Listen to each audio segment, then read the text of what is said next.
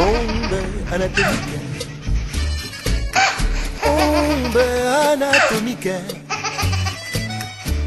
J'ai bien dit anatomique. Konaboui polémique. Mais exemplaire unique.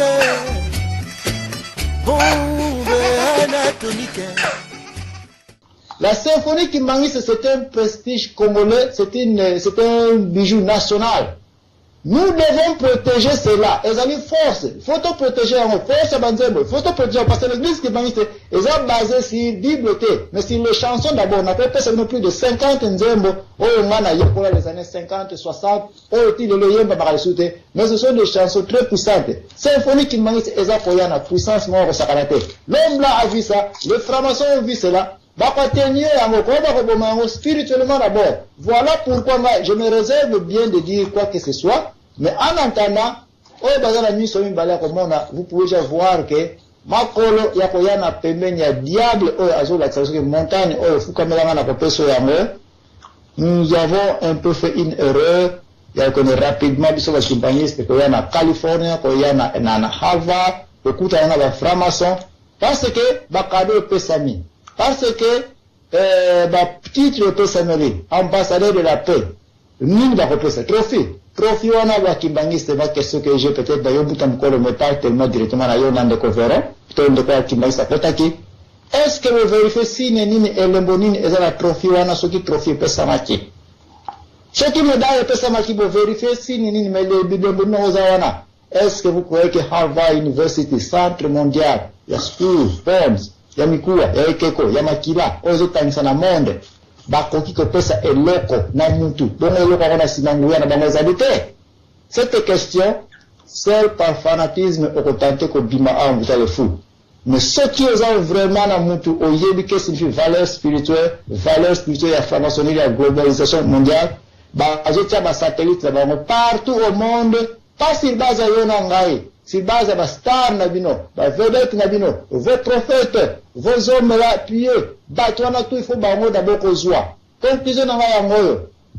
Vous voyez que la franchise, par exemple, ba McDonald's, ba gas station, comment ça est là-bas. Ba koyo ko n'importe où te ba implémenter ya mo.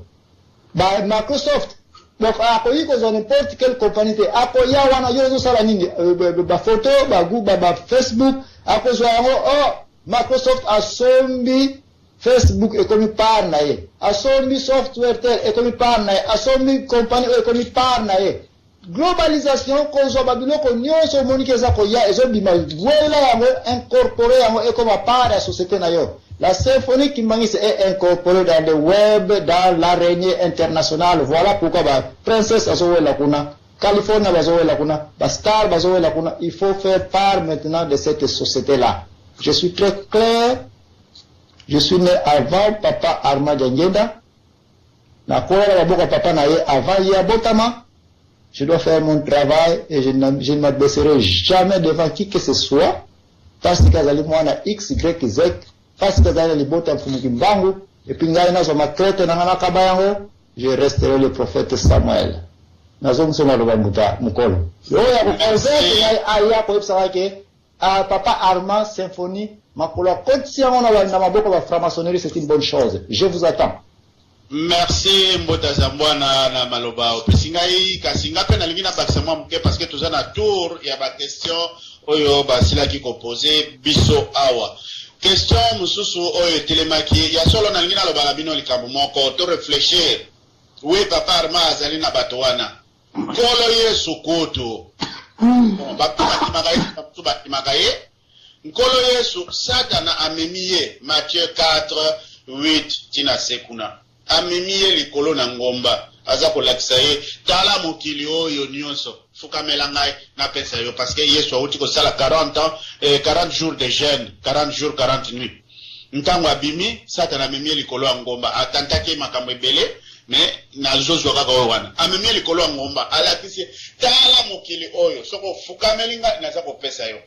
Est-ce que ce qui papa Armand ezali pe tentation na ye baza ko soyer totuna ye ce qui a quoi qui mais je ne crois pas à quoi qui bon réponse à mon question na poser mais pas na ngai na peso réponse oyo Yo aidé biso. Azwa qui titre on en tant qu'ambassadeur il y a paix, oui ou non?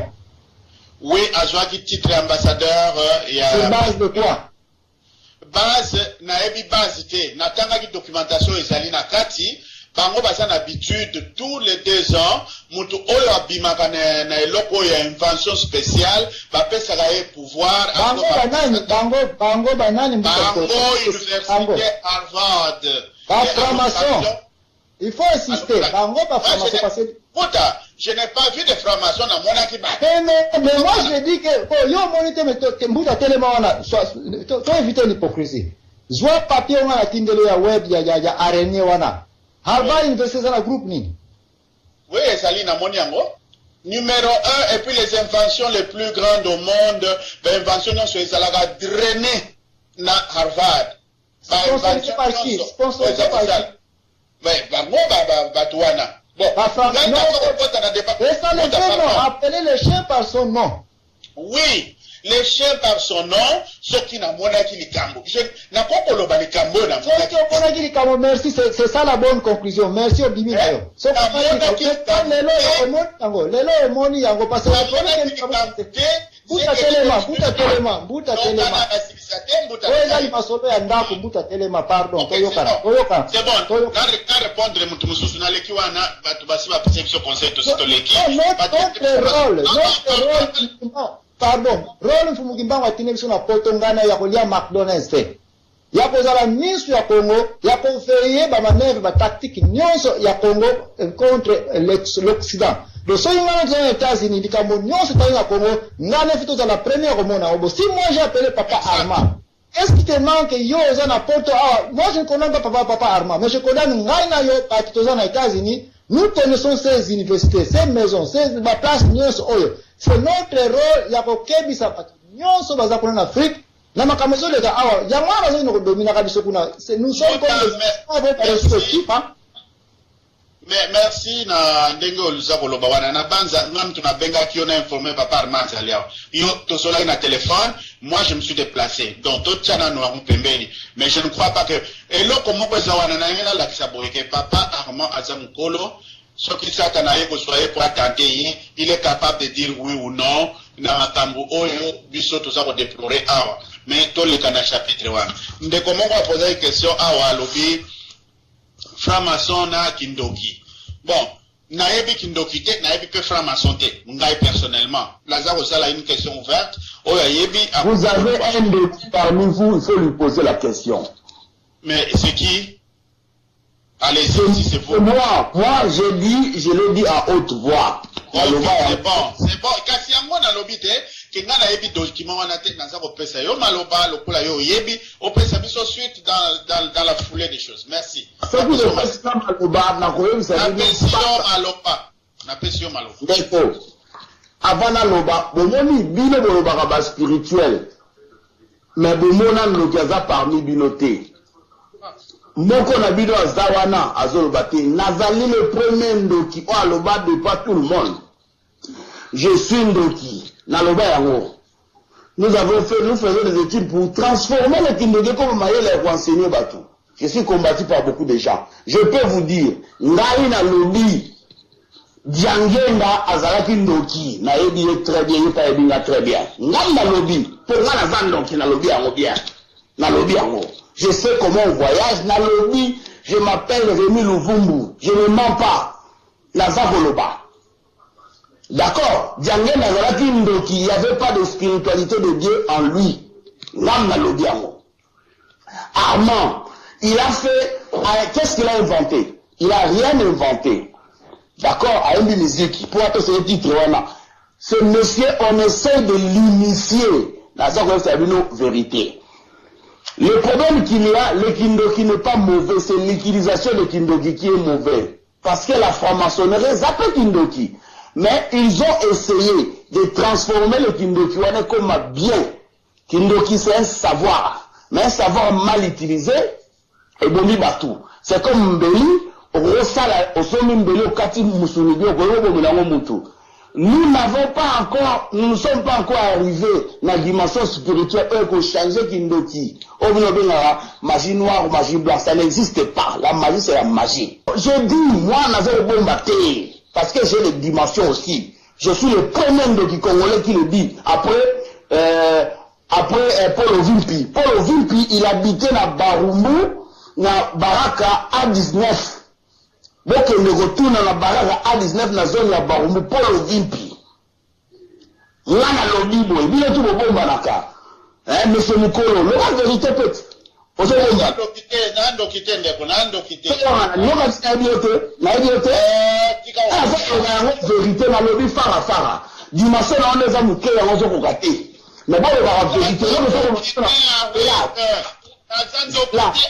de mentir, je ne suis pas sorcier.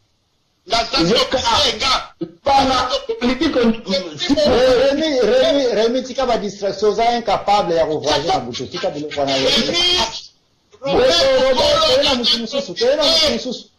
Robert kena mtu mususu Rémi za kwa kuta distraction voilà na la vérité za la passe pour mutandi bayango vérité za la passe pour bondi bayango na lobby endo ta lobby ndoki s'il vous plaît endo ta lobby ndoki. Alors, aux Andoki à l'Okuta. L'autre qui je te dis aux Andoki à l'Okuta. Tu es avec moi. Au nom du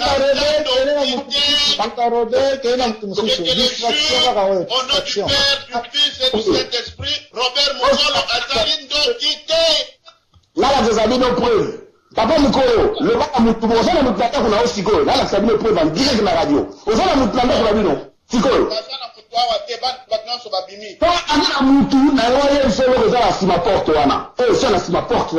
C'est quoi ça? Mais la vérité. Alors tu es un méchant menteur.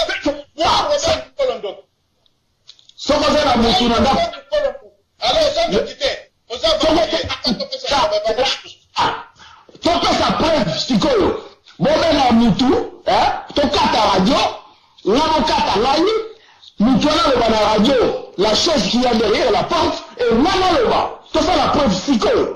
La radio, il y a quelque chose. Là, si ma porte n'a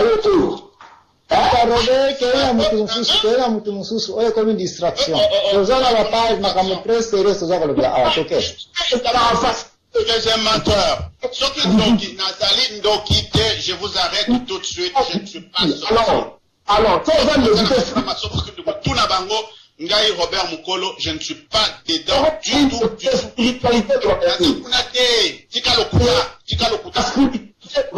Alors,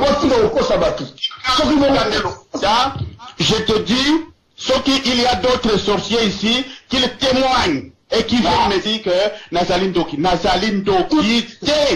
je le répète, Nazali Ndoki, merci. La vérité, c'est la Roloba. Oh my God.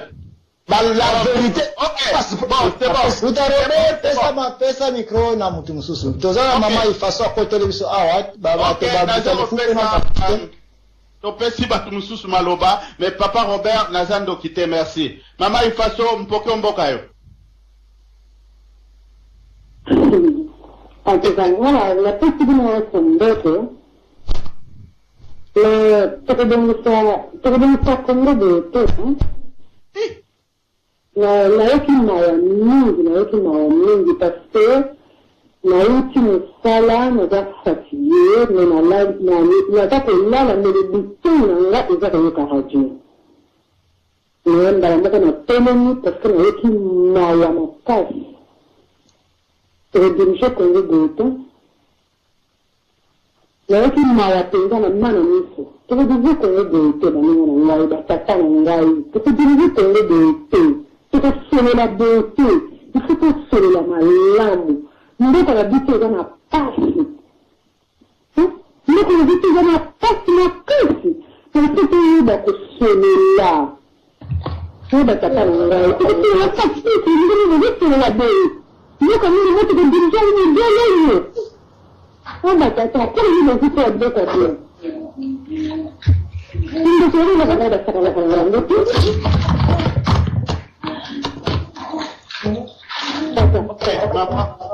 Io non vedo capire che tu sei una bella. Sono scusami.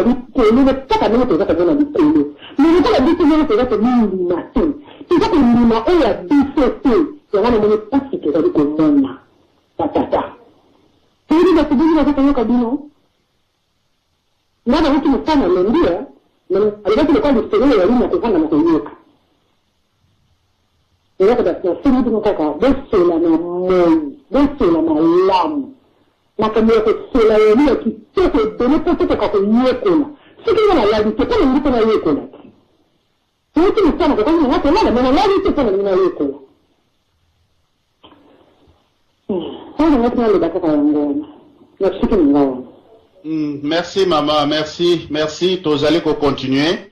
Mais Bandeko, je pense pas que Tozali na kosenga na bino banso olimbisi na échange de paroles Isaliawa, mais je vous le rassure, je le confirme au nom de Jésus. Na nzambe wa salamokili na se na zandokite.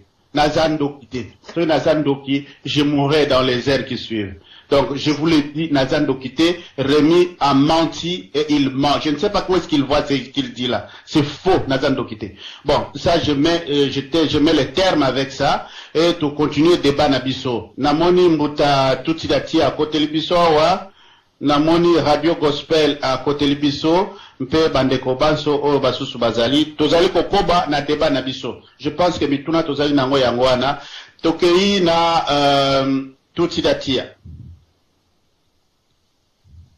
matondo apesanga maloba napesi bino nyonso tu bambote tellement bozali ebele moyen natanga bakombo eza te bon ndenge kaka ya ifasa oti koloba nalobaka na mfano ake bambuta bakoti masolo ya mikolo ayeba esika obetango donc etiama makeleli nalobi nano ndenge wana bavrai ndoki baza sikoya azongisi maloba.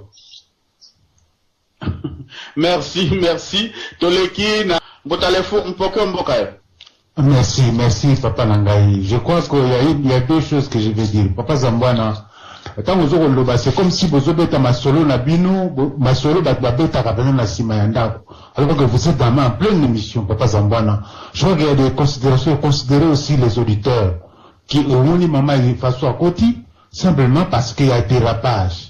Hein, je crois que nous avons ma solo et ça m'a écœuré de papa Ferron à Zagoloba. Il est vrai que les sciences occultes existent, mais nous avons connu parmi nous, il y a des gens qui dérangeaient, mais qui réussissaient quand même, pendant que les gens qui étaient sérieux échouaient. Donc là, il ne faut pas imputer ça parce que son père était magicien ou faisait des sciences occultes, c'est pourquoi. Non, superstition, ça c'est la superstition pure et simple. Je crois que quand vous étudiez, indépendamment de ce que, ici, je n'en discute pas qu'il y a des forces occultes. Mais ce qui est fondamental, nous parlons de la globalisation. Je vous ai dit dans l'intervention parce que c'est la deuxième intervention que je fais. Alors, je dis, il faut placer le Congo dans la mondialisation. Qui le place là? Nous n'avons pas inventé la roue, mes chers amis. Mais le Congo dont vous parlez, vous êtes propriété d'un groupe d'individus. Alors que les autres ont des mini-États. Je ne dis pas qu'ils sont pleinement en État, mais ils sont de mini-États. C'est pourquoi la première préoccupation serait de parler de l'État congolais que nous devons créer d'abord, arracher notre patrimoine commun des mains de ces prédateurs qui sont au pouvoir. Mais malheureusement, Zambouana cite des individus. Et en citant des individus, c'est là qu'il a ouvert la porte d'enfant noir. Enfant noir, et là, comme moi je suis défenseur de l'État, et dans un État de droit, ces choses n'arriveraient pas. Voilà pourquoi l'État des droits est plus que nécessaire que nous ayons un État. Parce que enfant noir, ce que vous faites, c'est une infraction. Comment vous pouvez faire des déclarations comme ça? Ça peut paraître vrai ou faux, Mais je crois que je ne crois pas. Et si vous étiez dans un même lieu, je crois qu'il est en droit de vous porter plainte. Ce sont des imputations dommageables.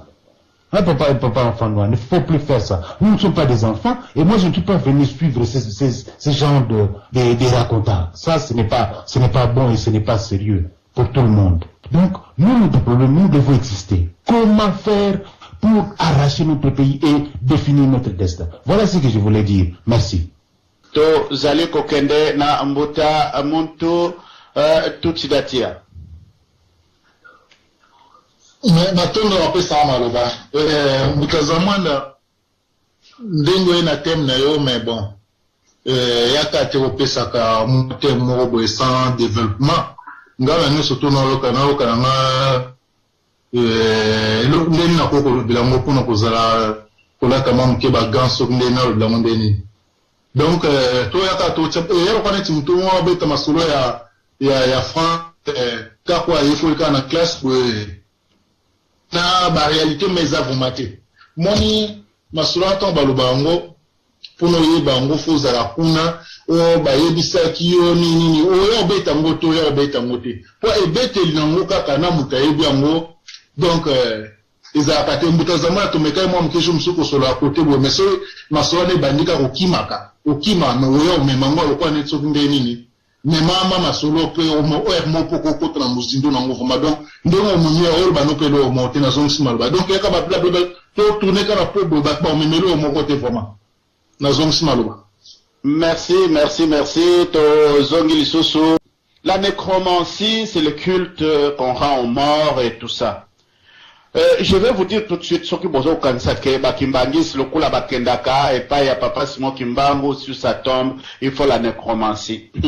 Je vous laisse à vous de juger tout simplement. Mais esa nécromancie T. D'abord, nous sommes en 1935 na Loa ezali na etuka ya Ozaïr. Na 1935 batongi premier temple ezali mboka ya barelégué kimbangiste oyo bakenda kula na colonie agricole ya Loa. En 1951, leur papa Simon Kimbangu akufi. En 1952, exactement le 29 juillet, papa Simon Kimbangu a bimi il a akufi na 51 avant dina bango ti na le 4 août papa Simon Kimbangu est parti.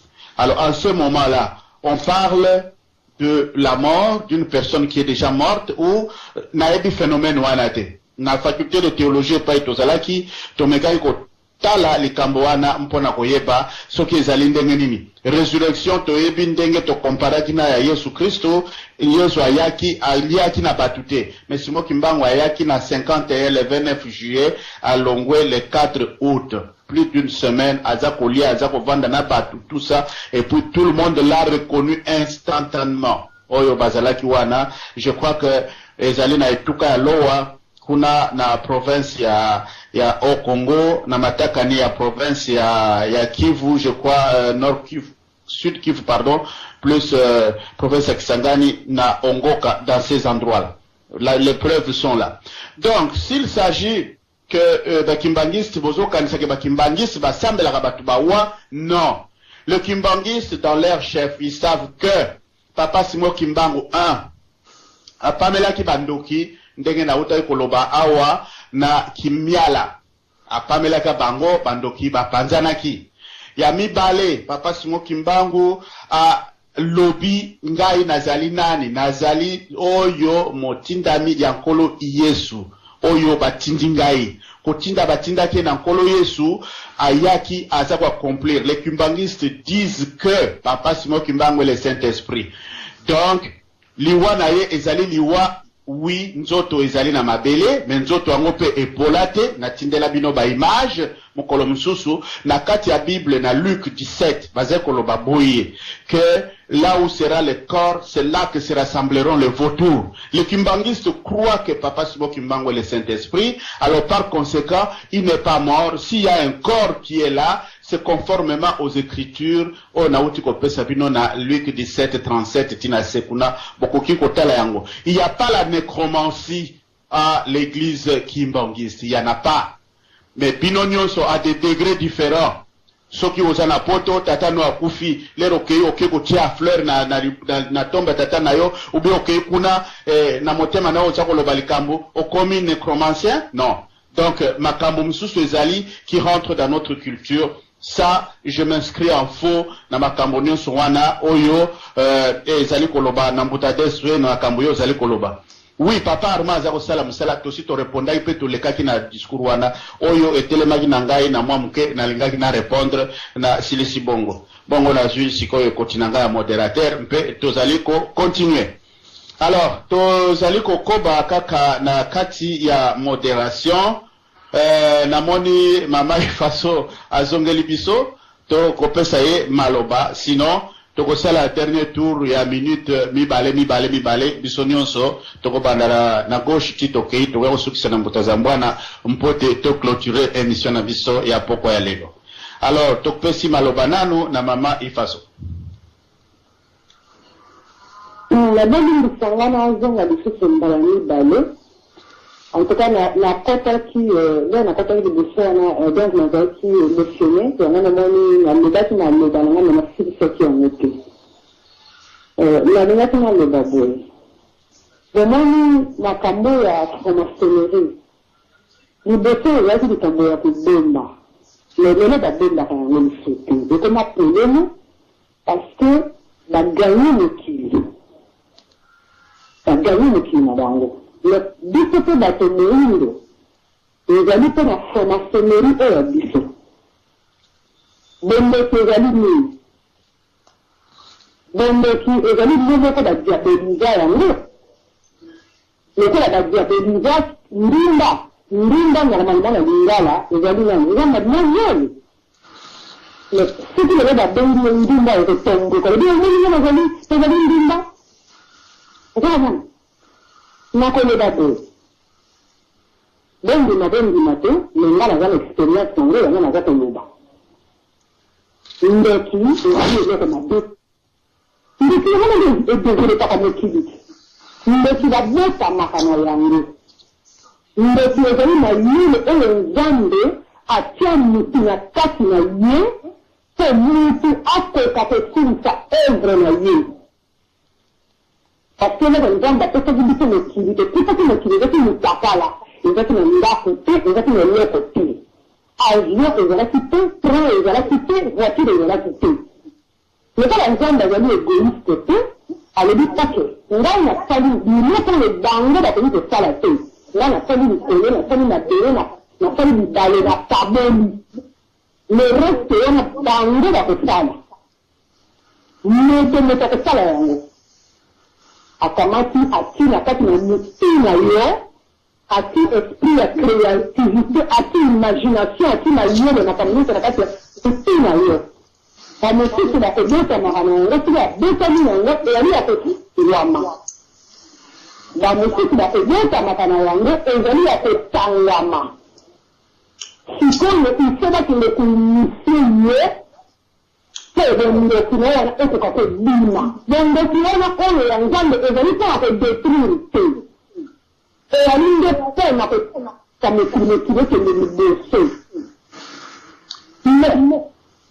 angeli oyo ataka angeli oyo ayaka na makambo ya mabe na mokili ye nde sikoyo moto aya kotalela makambo nyonso makambo wana ekoma mabe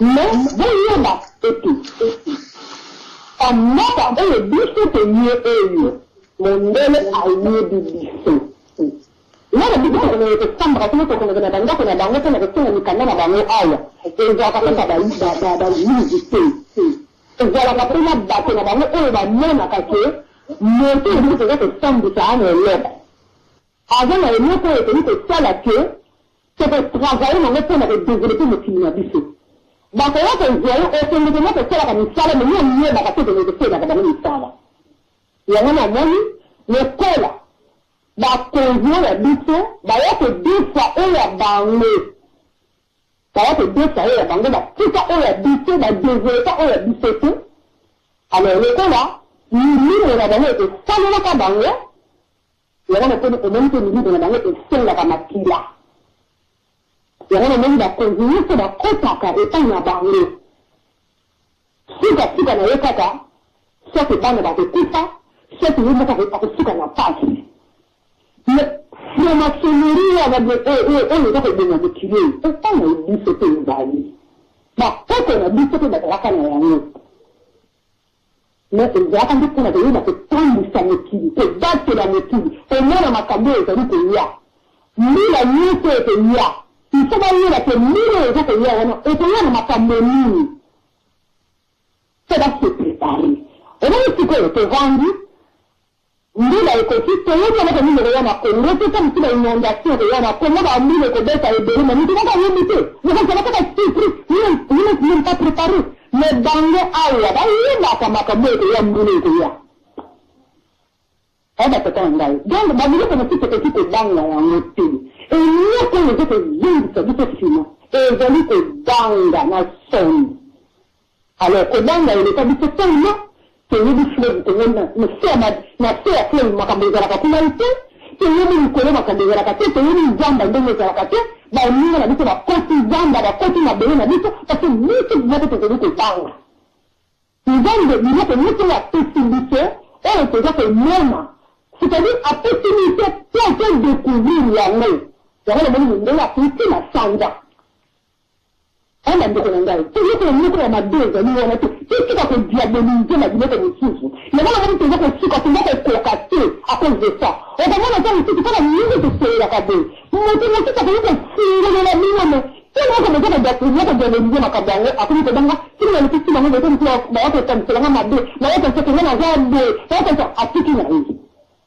tozali na bato ebele bayebi makanga bato ebele bayebi makanga baza miso ya kofungwama mais moye bafungola biso ezati po makambo tokomaka ekingaki bongala na lobi ebele basi makambo nyonso esalemaka esandaka na miso avion ese na likolo epumbwe avion eza na miso eza na makolo ya kopumbwa mais epumbwe ndenge nini baza kosala bapona baso ya mai baza kosala yango ndenge nini baninga na ngai toreflechi moke alors totika kodiabolize na makambo mosusu parce que moto koyeba makambo me aboyi koyebisa bino bakoko bayisi mosusu bakosala makambo na bango a cause ya kobanga ebisiki mosusu koyebisa bango bakobakite na nzambe bakosala makambo na yake nango donc oyo nazaki kolobaka yango na batata na ngai merci maman merci na maloba na yo tozali kokende na ndeko mosusu ya telefone auti kokotela biso sikoyo je pense que azalaki azongi lisusu na 41 72 na suka 472 na suka topesi yo mpoke ya bandeko mbote na biso nalandi bino malamu na bokebi en fait le sujet est très bon. Je crois que spiritualité est dans la doté. Ils ont la mandenge qui est kindoki, mandenge à franc-maçonnerie, mais le problème c'est le développement. Donc le développement complet de l'homme. Naï personnellement, tant bon, mais peut-être Papa Simon Kimbangu, en tout cas c'est un grand mystique. Parce que moi en fait na côtoyé ami de monde Asie na yebi batu bauta même na Corée qui n'enkamba spécialement pour na otala. Alors c'est vrai que vu que le makambo bele même kindoki ce que les gens ont malam c'est pas mauvais, mais je crois que eux dans la Congo c'est le développement intégral et puis tout libérer Mboka. Vous savez na bande vous savez, il y a la concertation, et en même temps, il y avait des obis qui sont tombés à Goma. Bakwa et le baba bunagana ba retour peut-être mingi kati na bino ba nyata matambi na bangote mangai na fanda wana na fanda na bunagana na ebi bakwa na nyoso. Comment libérer le pays? Et puis tout ça ma maïna sûrement et longo. Évidemment, biso de zali banda, ça ce n'est que des débats. Bao bazan na kati ndé bazali na kati musala mabe, c'est sûr, mais nationalisme, il n'y a pas longtemps là en fait, il y a des église christianisme chrétienté et dans le côté tout. C'est mon Asie par exemple, dans le christianisme, c'est le bouddhisme. Dans le monde arabe, dans le christianisme, l'islam. Je crois que c'est surtout cet aspect-là intérieur, il y a des orthodoxes qui, aspect intérieur, valeur, pas besoin de là vraiment la culture, la propriété. Même l'année, à force de vouloir chercher à se positionner sur le plan marital, franchement, je me suis ma vue donc ce qui tout ça papa Armand Salami, je crois que tout est malade, tout est malade, tout le vraiment nous sommes en Occident, il y a l'exemple de l'Asie qui sont là, de pays comme la Chine qui était rien, la Corée avec une Europe, Malaisie avec une Ghana, Congo, mais nous 50 ans après Malaisie le Bisso. Je crois que le problème est dans le Bisso Nakati, le moto na Bisso et plutôt le vraiment au moins tout dans moi identité non culturelle, mais tout dans la fierté mon nationalité na o état vraiment que tout bien samboka na Bisso na ndeni le bani batu basori ba côté Bisso bazali dans filtre et puis bazali mfra ni na malamu peu importe bazali batu na betoni mais Boka et voilà, c'est la chose qu'il nous faut. En fait, ça nous amène où? Concrètement parlant. Est-ce que la Corée n'a pas la même conférence sur le toujours ça? Je ne pense pas. Et ma bande qui est toujours comme moi, quand ça au niveau du pays, merci. Merci bandeko nabanza tosilisi tour ya bato bakoti sika wa toza ko bizwa une minute mpona to sa la conclusion etikali na biso une vingtaine de minutes mpoete tokoka kosilisa kasi tozali koloba eloko moko l'Afrique biso tozana besoin ya spiritualité yango nde moto ememaka moto asala invention et wapi, c'est Dieu qui donne des inventions. Il faut chercher ces contacts-là. Et ceux qui contactent wana ezali, bato badi ko sala invention. Ba poko na biso, ba tonga ba kambo ebele, mais ces gens-là n'ont pas eu les dollars, n'ont pas eu ba kambo ebele oyo tozenango da moyo malelo. Donc l'espoir sur l'argent na ba kambo susu eza ko perturber biso. Mais la recherche de la spiritualité va nous amener à la recherche de nouvelles inventions qui pourront aider aussi le Congo. Alors, wana nde tosilisi tour ya ba intervention, tokei na tour ya une minute, na gobanda na droite na ngai, en tout cas, na gobanda na mbuta tout datia, na sima mbuta Véron, et puis to continuer na mbuta le fou, et puis to kobi na baninga basusu. Tokei na mbuta tusiatia tozali kokende na une minute mpoete tokoka kosala ba conclusion mpona émission ya lelo globalisation intervention na biso ezali nini, qu'est-ce que nous devons faire mpoete to koma na niveau wana. Merci mbuta kaji tusiatia. Merci na opesa na loba bon to tonika na kata terme so ndeni tanto ba kindoki zaka savoir reconnaissance. Bato la mondialisation basali plan na bango. Est-ce que ba plan na bango intérêt na biso ezali? Il y a question d'intérêt total, intérêt na biso ezali wap so intérêt na biso ezali kuna te otikango omba nazongisi maloba. Merci tokei na mbuta Véron une minute bandeko. Merci beaucoup Nazim maloba siko na ngao za la mopenza ya mingi pona botana ka ba contradiction ezali na bato mingi bazali koloba awa. Tokoto na liboso bato balobi ki bango bazali ba chrétien tala ndenge bango bazali kosambela mutu moko na kombo ya nkolo Yesu Jésus Christ oyo akufaki ndeti bato nyonso batiaki likonga akufi soki asekwaki bien asekwaki te mais liboso ezolakisa biso ki akufaki mais bango balobi ki bayokanaka na ye bamonaka ye basukutu balobi babala Yesu mais dezagani nécromancie te. Tant comme la tanga ba kimbangi c'est bazo sambela kimbango comme nécromancie. Mama igeta abala Yesu. Est-ce que mukoni ne bobokenda kwa accuser nécromancie? So ça comme la tanga ba kimbangi c'est et comme un problème. Une kimbangi c'est basé na foi entre guillemets pour la bango. Et je pense que toute personne qui a une foi doit respecter la foi de l'autre. On peut bien sûr voir la critiquer mais d'abord Yesu yemoko. Oh il faut que ta na radio solo des ans amen. Mais Yesu alobaki avolo modelo ko zana liso muninga banana ko longo leza na liso na yo. Ngai to débat sur la nécromancie sur pona Simon qui mangue le kimbangisme. Les jours oyo DSV akotika ko sambela Yesu. Pour Yesu pas kufaki. Vous comprenez? Mais il te pas combien mon gosso. Yesu akufaki. Exactement, Yesu akufaki.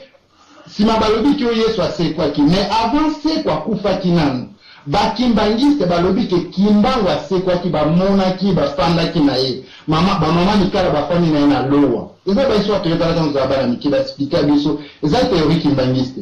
Donc on voit sur la directive c'est exactement on va dire la même chose, la même idée, mais deuxième dino qui yanani ya Jésus mais comme na wa kimbango donc alingu banyimandi bandi matete tolobi na yeke ala nango non tolobi na yeke puisqu'il y a des similitudes, si tu crois l'un, respecte l'autre.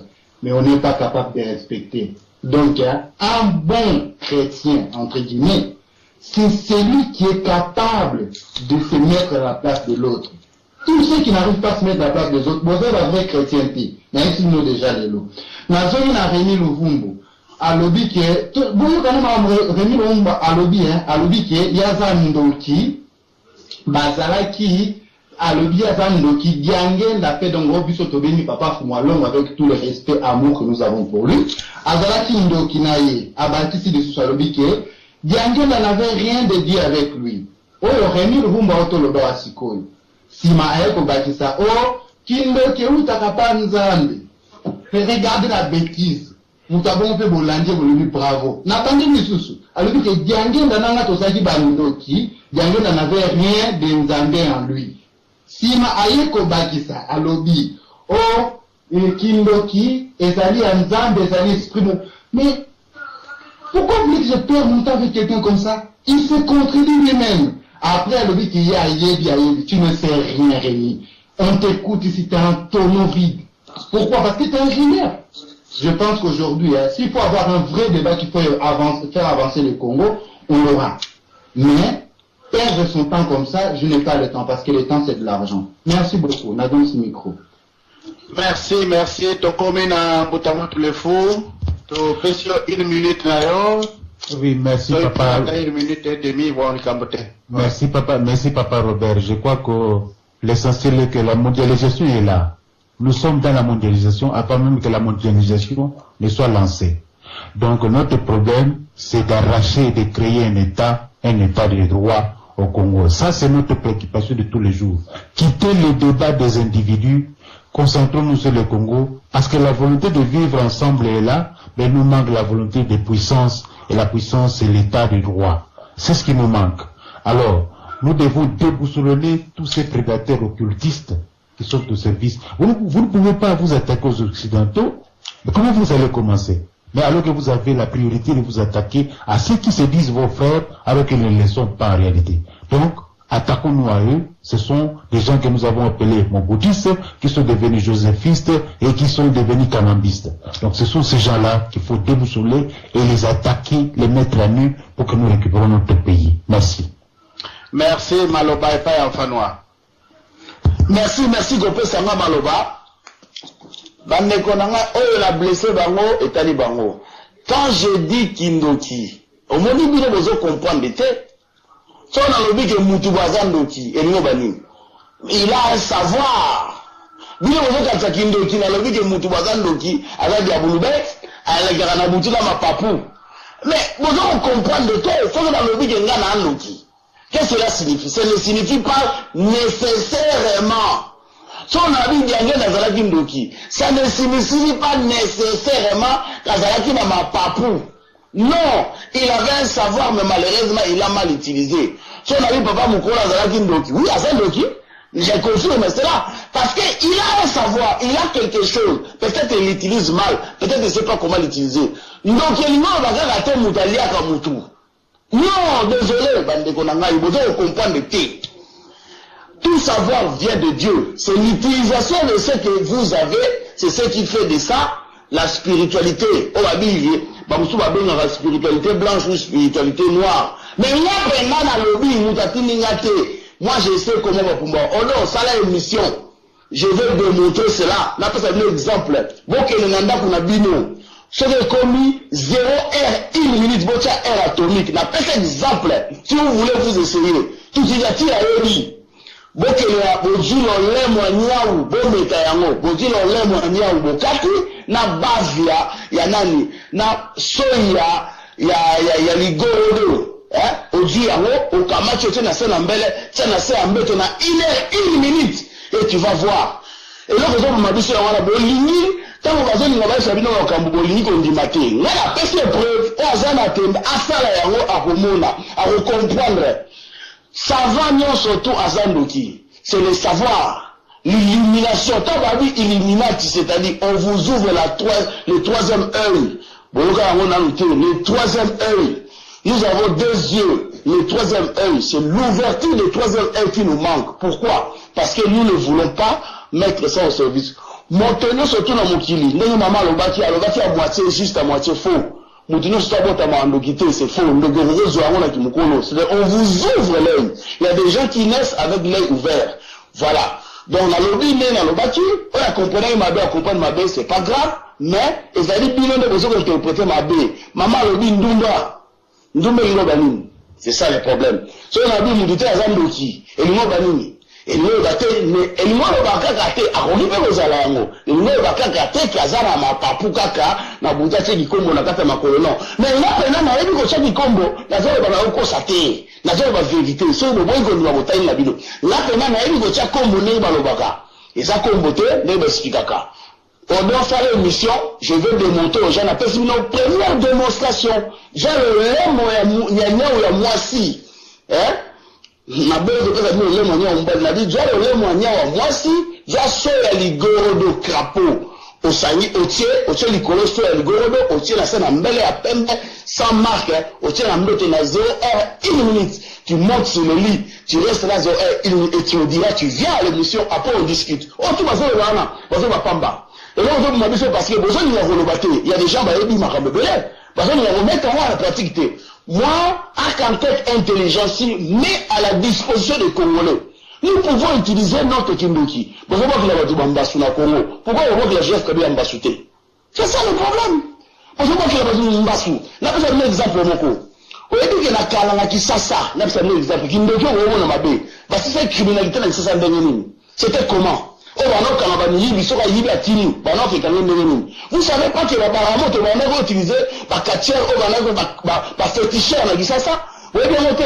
Vous savez pas que féticheur na autant à comboter parce que azap dans mon makasi bah ils arrivent pour nous revoir dans la machine de guerre quand la machine de guerre bon on n'a pas muté yo de tanga merci beaucoup n'a pas un exemple na Congo ça l'expérience donc me liba mbongo oui que ba la ba mbongo pas que na ba mbongo ba banque ok namba ko ben bon te o sala ba ba domination ko na sala ba monter de l'heure de zo ma biso na Congo besoin ni na bino te soki mutalinga esa bino makambu besoin bloquer à tant mutazo besoin bloquer mutu a détourner ma solo to ko libérer ko wana kindoki to ko biso ni volonté za ni passer vers la ndoki musu ba ke kota mabe moi j'appelle tout le ndoki na zo lo ba vérité na ba na ngati na zo lo ba na vérité za ko constater na zo ba ya solo. Il m'a visité, il m'a visité. Je te dis comment tu ouvres la porte, je viens te visiter. Au moment où yango. Et ça dit comme on constaté. Ton lingana. Ton coïc utilisé qui ne dit pas dans ma malam. Non, on passe à un exemple. Vous avez Kodia. Vous voyez bien, il est venu. Kodia. Non, on passe à un exemple. Vous avez dans le 6. Où on veut mourir dans la boutique tous les jours. Bah, tu vas une fille. Bah, qu'il est. Et dit, on n'a pas à faire ça. On a 6 à toujours Boutou, même maman est à Boutou, pour que l'on t'aille. Si on a Kosibino, on a 6 dans Djili. Nous connaissons ce qu'elle a à Boutou. Même maman, il va casser les arabes, la sombre, le Boutou. Pourquoi? Alors, quand on a dit, on a moni de la Mabea, Bolimbisi, mais n'a pas si binoké, là, n'a lobby, nous dit comment de sans piment. N'a lobby, n'a pas loba. Si on a pas raté au sac de boni.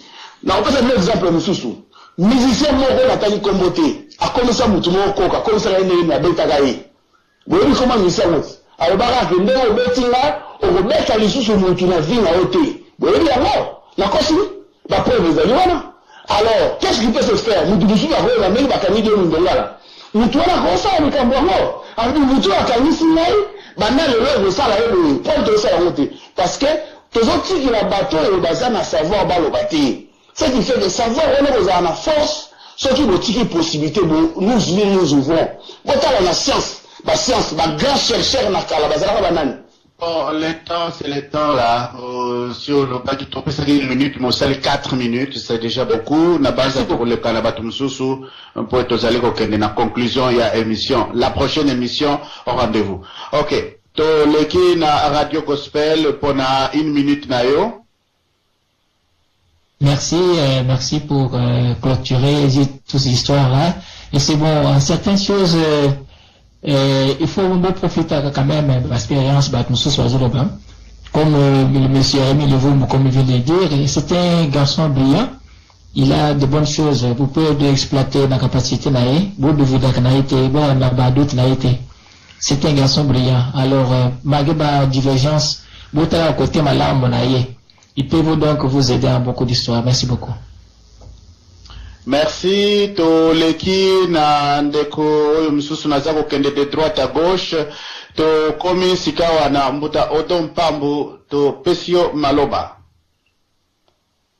Ok, merci. Nazelei maloba banda kala ndeka jezalaka. Rémi, félicitations na sincérité. Je pense que ma to ici yoki. Et évidemment qu'il bando jibayalaka. Tu peux balancer sur Bayoraka. Merci pour le biango. Là, il y a conclusion zali na boyambo mercredi ya ka olobela biso pourtant de to yoka te ba pendeni bi bogo aider parce que to ba ra ke bana na nzambe ça sala raté bo biso bana na nzambe ça sala raté to nto ba pe solution na bino mercredi na oyamba ba tu ba na rendez-vous ba yoka so tu na liste sala liste en sous bien oloba yango ko mi ba bomba na mais si to comprendre ba msuso bana manga bo continue yango mais bo lia mundele po ngandi mabino po on dira mundele ngana on dit mai faut se le mundele de ce qui est tout. La je pense que Mabara Moutou Boya dans une émission na bino lelo. Je pense que Zengamambo Rémi Luvumbe Salobi. Au pharmacierie, ngana tchango na poubelle pour na nini. Parce que Rémi Magamba lobi tanga bagebo yebe le côté, boyebe le côté. Pozo tout na bino. Est-ce que boyebe boza ki ndo bongo nana ki dokite ah nzambe te moi tete nzambe nana ki dokite. Ye papa Zambwana c'est que Rémi a raison. Alors babiloko yo batema boye et pour ngai na moni ke makamtu bote yanga na ndima na binete makamtu na rejoa mais ba oya la spiritualité never na boy ko believe bino et alors batu ba bini o banya kindo kito uti bango ba sai ba témoignage ba msu alobi intervention na bango wa za mai na ndako comprendre que mutu so ayebi na banga koloba et Rémi bravo parce que il faut qu'on ndima ka statut na beto ba ngenga na ndimira Yesu na ubumba ngote o pa za ndoki ko wanga na kate ale boyo kani yokani so boche ba groupe na bino bo téléphoner après boyo songa bo masque ngote o mongi ndogeza bo Rémi faut za la clair o za clair ba tout ba yoki yo bravo bonne nuit mutu mo kumbe na océan te po océan o tigana ka merci. Bon merci to kenda na mbutadesve yope ozala ki lokula intervenant liloba na yo ya suka avant to pesa maloba epa ya mbuta Zambwana. Je crois que na koloba na conclusion ba insinuation ezalate na makambo batu baza koloba awa soki bozala komona bandoki bo continuer komona bango. Moi je dis et je vous le jure sur la tête de tous mes enfants, de ma mère, de mon père, nazandoki te. Je suis un chercheur, nzambe apesanga mayele nazanango na exploiter kango, mais nazandoki te quelle que soit la forme que ça soit. L'insinuation, je passe par là, nous continuons, on passe à DSV. Mbutamuntu maloba mboka yo. Merci. Nayoki ndoki apesinga maloba ndenge Rémi Luvumbu a witi déjà kolakisa biso moni tofanda na bandoki toyebaka te mais ndoki vraiment abimi vraiment na miso ya batu. Rémi enga na pesi yo félicitations parce que tozalaka na ndoki pembeni toyebaka te or ke na misale belé mbuta Robert Mukolo akoka koyede biso banda radio lisolo banda mbala liboso nga ekamwisinga mbala liboso mutu andima azali na ndoki pe biso tala na sima na yo yango omoni ke d'autre part que na comprendre que Rémi vraiment ndenge lo bakana kati na radio nanu boyebi ngate na koyebisa bino nazali nani lelo vraiment que non misala na ola kesi biso vraiment que okangi ya kafumba pe ya kabakata alors ce qui kozala vraiment que non ola kisa misala na ye mercredi et kozala malamu ola kisa misala na ye mercredi po to yeba vraiment ndenge ni apumbelaka côté gauche ou bien côté droite. Ah voilà, ou bien akendaka na libumu ou bien akendaka na mukongo. wana ekozala lisusu malamu mais ekozala vraiment bientôt la nango mercredi ngape naza kosenga bandeko ebele boya mercredi pour toyoka vraiment ba révélation ya Rémi Luvumbu. En tout cas ndeko na biso Mbuta Robert Mukolo iye akozala mpamba te Rémi na écouté l'air peut-être il faut me préciser l'air parce que mercredi ngai na bandi musala déjà na éviter l'air nini exactement Mbuta odo bozana Skype na ngai tindela ngai soki l'air nini mais naza pour insister à prouver nga derrière moi il n'y a rien, il n'y a que ma chaise qui est là. On continue. L'on va commencer pour cette émission. Mais si Rémi parle le que derrière yo qui te zali. Il y a